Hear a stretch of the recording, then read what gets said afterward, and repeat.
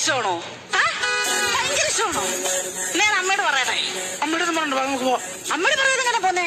അതൊന്നും കുഴപ്പമില്ല, നമുക്ക് ഒരു ഇല്ല, ഞാൻ അമ്മയോട് പറയാതെ ഒരു കാര്യം ചെയ്തില്ല. ഞാൻ ഇപ്പൊ തന്നെ നിന്നോട് ഇറങ്ങി വരാം. പക്ഷെ എന്റെ അമ്മയെ ഞാനൊന്ന് വിളിച്ചോട്ടെ. അമ്മ എന്തൊരു വർത്താനായിരുന്നു അമ്മ പറഞ്ഞത്? എനിക്ക് ഒരിക്കലും ഒരു നല്ല ചെറുക്കനെ കിടത്തണമെന്ന് പറഞ്ഞില്ലയോ? ഇപ്പൊ എന്റെ ലോറി ഡ്രൈവർ എന്നെ കെട്ടാന്ന് പറഞ്ഞ് വന്നിട്ടുണ്ട്. ഞങ്ങൾ ഒരുമിച്ച് പോവാം. ഇനി അമ്മയ്ക്ക് ഇനി സുഖമായിട്ട് കിടന്നപ്പോ ഉറങ്ങാമല്ലോ. രാത്രി ഞാൻ ഈ ചുറ്റി എടുത്തിട്ട് തലക്കടിച്ച് കൊല്ലാനൊന്നും മറത്തില്ലല്ലോ. സ്വപ്നം കണ്ടെന്ന് പറഞ്ഞോണ്ട് തലക്കടിച്ച് കൊല്ലാനൊന്നും ഞാൻ മറത്തില്ലല്ലോ. അങ്ങനെയൊക്കെ ചെയ്യുവോ? സ്വപ്നത്തിലാ. എന്നിട്ട് അടുത്ത ആര് കിടന്നാലും അവർ തലയടിച്ചൊന്നും ചേട്ടാ ബ്ലഡ് ഗ്രൂപ്പ് ഏതാ? ഓപ്പോസിറ്റ്. അമ്മ ചിറ്റയുടെ ബ്ലഡ് ഗ്രൂപ്പ് ഏതാ? ഓ പോസിറ്റീവോ? അയ്യോ, കറക്റ്റ് ആയിട്ട് ഒരാളെ കിട്ടിയിട്ടുണ്ടമ്മേ. ചേട്ടന്റെ കിഡ്നി എന്തായാലും ചിറ്റയ്ക്ക് കൊടുക്കാം. എന്റെ ചിറ്റയുടെ ഒരു കിഡ്നി പോയിരിക്കാം. ഒരെണ്ണം കൊടുക്കണം കേട്ടോ. കൊടുക്കണം. കൊച്ചച്ഛന്റെ ഓ പോസിറ്റീവ് ആണോ? അയ്യോ, ഇച്ചിരി കരളിലൂടെ കൊടുക്കുവോ? കൊച്ചച്ഛന്റെ അച്ഛനുണ്ടോ? കിടപ്പിലാണ്. അമ്മയുണ്ടോ? കുഴപ്പമില്ല. പട്ടിയുണ്ടോ? കെട്ടിയിടാം. ഇന്നു വരാം. കൊള്ളും. ഈ പാട്ട് പാടാൻ ഒക്കത്തില്ല. അങ്ങനെയാണെന്നുണ്ടെങ്കിൽ ഒരു കാര്യം ചെയ്യാം, നമുക്ക് രണ്ടുപേർക്കൂടെ പാടാൻ പറ്റുന്ന ഒരു പാട്ട് നമുക്ക് രണ്ടുകൂടെ പാടിയാലോ? ഏത് പാട്ട്? അയല വറുത്തതുണ്ട്, കരിമീൻ പൊരിച്ചതുണ്ട്, കൊടംപുളിയിട്ടു വെച്ച നല്ല ചെമ്മീൻ കറിയുണ്ട്, തുമ്പപ്പൂ മണമുള്ള ചെറുമണി ചോറുണ്ട്, തുമ്പപ്പൂ മണം നല്ല മണം വരുന്നുണ്ടോ? നല്ല മണം വരുന്നുണ്ട്. അതെന്താന്നറിയോ? വിശന്നിട്ട് കൊടല് കരിഞ്ഞ മണ. ഈ പാട്ട് പാടി അകത്തോട്ട് വല്ലതും പോവോ? ഇല്ല. അതിനെന്ത് വേണം? പണിക്ക് പോകണം. ആര് പണി ചെയ്യണം? നീ പണി ചെയ്യണം. ഞാനാ? പിന്നെ നീ പണി കാണുന്നോടെ എനിക്കൊരു ചെലവ് തരാൻ. എന്റെ പൊന്നാങ്ങളെ നിങ്ങളുടെ കൈ പിടിച്ച് തരുമ്പോ എന്താ പറഞ്ഞെന്നറിയോ? മലയാള സിനിമയിലെ അടുത്ത ഗാനഗന്ധർവനാണ് ഏട്ടനെന്ന്. അതല്ലേ എന്റെ ജീവിതത്തിന്റെ രക്തത്തിൽ ഇങ്ങനെ അലിഞ്ഞു കിടക്കുന്നതല്ലേ സംഗീതം എന്ന് പറയുന്നത്. സംഗീതത്തിനകത്ത് എനിക്ക് ഏറ്റവും ആവശ്യമുള്ള ഒരു കാര്യം എന്താണെന്നറിയോ? ഞാൻ പാടിക്കൊണ്ടിരിക്കുമ്പോൾ ആ വേദിയിൽ വീണു മരിക്കണമെന്നുള്ളതാണ് എന്റെ ഏറ്റവും വലിയ അംബിഷൻ. അതെന്തായാലും നടക്കും മാധവേട്ട. നിങ്ങൾ സ്റ്റേജിൽ പാടാൻ അങ്ങ് കേറിയ മതി, ബാക്കിയുള്ളത് നാട്ടുകാർ നോക്കി.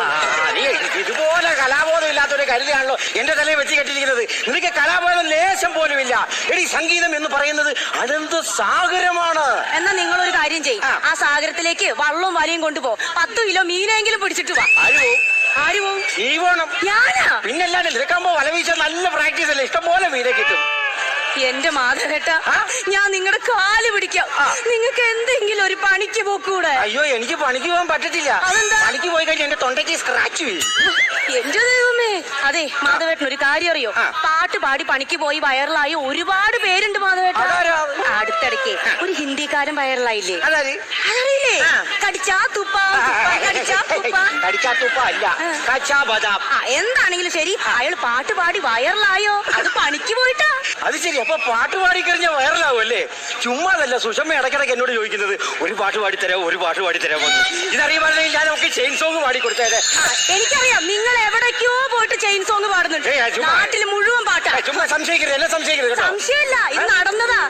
കുടുംബശ്രീയിലെ ലത ചേച്ചിയില്ലേ? ലത ചേച്ചിയുടെ ഒരു മോനുണ്ടല്ലോ, ആ മോനും നിങ്ങളും പാടുമ്പോ ഒരേ ശബ്ദം. എന്റെ ദൈവം, നീയൊക്കെ എന്തിനാണ് ഇങ്ങനെ സംശയിക്കുന്നത്? ഒരേപോലെ ഉള്ള 9 പേരുള്ളത് പോലെ ഒരേ സ്വരത്തിലുള്ള 9 പേരുണ്ടാവും എന്നാണ് പറയുന്നത്. അതിൽ ഒരെണ്ണത്തിന് ഞാൻ പിടിച്ച്, ബാക്കി 8 എവിടെ? ബാക്കി 8 അതൊക്കെ പോക്കോട്ടെ.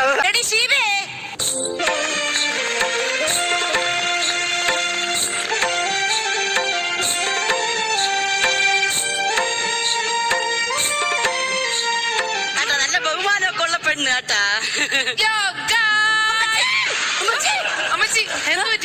നീ എന്തൊരു കേസ് എന്നൊക്കെ പറഞ്ഞു?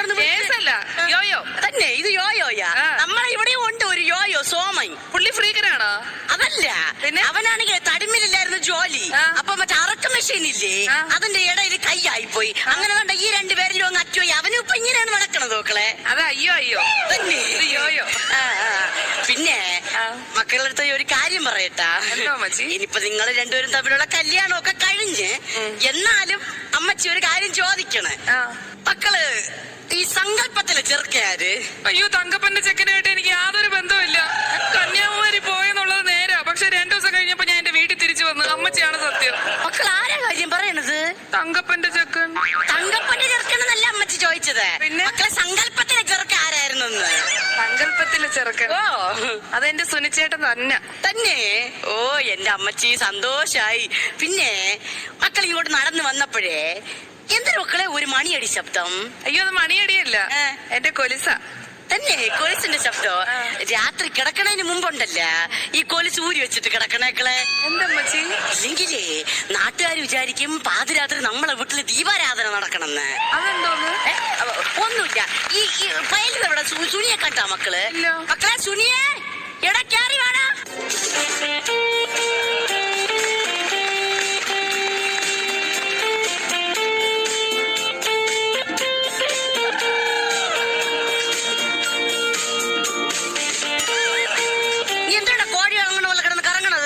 അമ്മച്ചി എന്തര് എനിക്ക് നാണം വരണ. ഞാൻ ഒരു കാര്യം ചോദിക്കട്ടാപ്പി, നിന്റെ മൂക്കിന്റെ താഴെയുള്ളത് ഉമ്മക്കരിയല്ലല്ല, മീശല്ലേ? ഇത് എന്തരടാ നിന്റെ കയ്യിലിരിക്കുന്നത്? കറമുറു. എന്തര് കറമുറു? അയ്യോ കറുമുറ അല്ല, അത് കുർക്കുരെ. എന്താണ് കുറുകുറുവോ എന്തോ? ഇതെന്തരനുള്ളത്? തിന്നാവുള്ള. ഇത് എങ്ങനെയാടാ തിന്നണത്? എല്ലാരും തിന്നണ സ്ഥലത്തൂടെ തന്നെ ഇതും തിന്നാ. അമ്മച്ചി എന്തര്? എനിക്ക് പെണ്ണ് കിട്ടാതിരുന്നപ്പോ അമ്മച്ചി എല്ലാരോടും ഈ ഒരു കാര്യം പറയുമായിരുന്നല്ലോ, അതെന്തര്? എന്റെ പിള്ളാണ്ടന്റെ കല്യാണം കഴിഞ്ഞിട്ട് വേണം എനിക്കൊന്ന് സമാധാനമായിട്ട് കണ്ണടയ്ക്കാനെന്ന്. ആ കണ്ണിന്നടയൂലേ?